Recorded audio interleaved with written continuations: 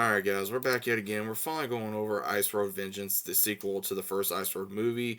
Starring Liam Neeson, he's returning in this film, and he is coming back where he is playing Mike. He is grieving the loss of his younger brother who died overseas in the military, and his brother's last wishes was to be scared over Mount Everest, so he travels to the Mount Everest area, and he meets a guide by the name of Danny, who she is willing to show him where to go so they could do this job. But unfortunately, it does not go the way he plans, because when him and Danny go on uh, a bus, more like a tourist bus, and they come across a kidnapping conspiracy, which does not help, because you have where this family is warring with another side of the family for land to see if there's going to be a dam opening, and Mike gets caught up in this when you have a activist that's on this bus who sees what's happening. They stop the kidnapping, and then things escalate when this one character.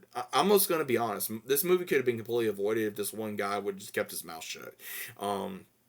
Who was a professor and activist. And again, he cost his own life and the lives of others if he would not have kept his damn mouth shut. And throughout the entirety of the film, we have where they're just trying to survive. They're running, they're shooting, they're going where. It's your normal Liam Neeson movie that is literally, I hate to say this about Liam Neeson, but he's becoming like another Steven Seagal, uh, Van Damme, and among others, that's either going to go straight to streaming or straight to Netflix.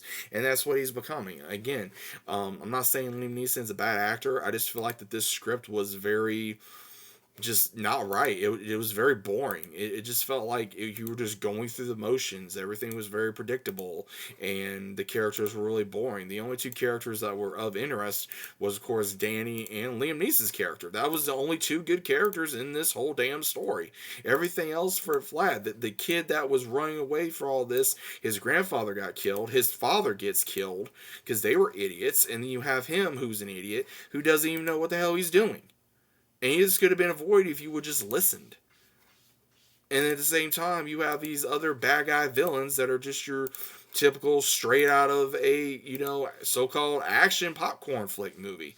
It was just very, like, okay, this is the bad guy. Like, as soon as you see the main antagonist on screen, you're able to say, hey, there's him. It just feels like this movie failed really heavily, and from the acting, from the script to some of the words, it just felt like everything was just really cheesy, and it just felt like that they were really trying to have characters live longer than what they were supposed to, because there was a lot of characters in here, especially antagonists, that lasted a lot longer than they even needed to. They were causing more issues, and again, you could have just shot them, you could have just done this, you could have just done this. Again, a lot of unnecessary stuff in this film. I don't think they should have made this sequel, to be honest. I think they should have just left the first one and just left it a standalone film. I enjoyed the first one tremendously over this one, and this is a no go for me. I mean, I like Liam Neeson as an actor. I think he's a good actor, but at some point, I feel like it's time to put it down, And I think maybe it's come to. I mean, I don't know if it's his fault that the movie was bad. I don't know if it's the writers or the other actors, because again, this was not. This was kind of like an indie film, and if you really want to get technical, it just was not that good of a film. And like I said, most of these characters you really just don't care about. You look at them and you're like, okay, how is this person relevant to the story other than just being another able body to hold a gun or scream or cause issues? There's really nothing to do about it. I mean, halfway through the movie, I was hoping it would be over already. And you got other people that's probably going to praise this movie, which is fine because it's Liam Neeson, obviously.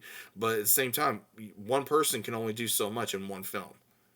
So if you guys enjoyed this film, great. If you didn't, fine. I'm not trying to be so hard with it, but at the same time, it's one of those. If you're going to get a set of actors, get some that can actually act, get some that can actually speak, get some that can actually show emotion. Get some that actually knows their lines. Get some that didn't look like they just you picked them out of a damn field and said, "Hey, you want to be in a movie?" I mean, seriously, I don't know what the hell's going on. It wasn't that difficult to figure out with most of these people to figure out who they were for this particular. You had the idiots, you had the antagonists, you had the so-called hot dumb girl, you had the dumb idiot young guy who had a lot of money, and then you had the badass chick in here, and then you had the male lead who was supposed to be a badass. So it wasn't really that hard to figure out. Again, it just feels like this movie was a big fail. So I'm just gonna leave that like it is. You guys can agree with me or disagree with me. Either way, that's fine. Let me know what you think. Hope you guys enjoyed the review, and I'll see you as always on the next one.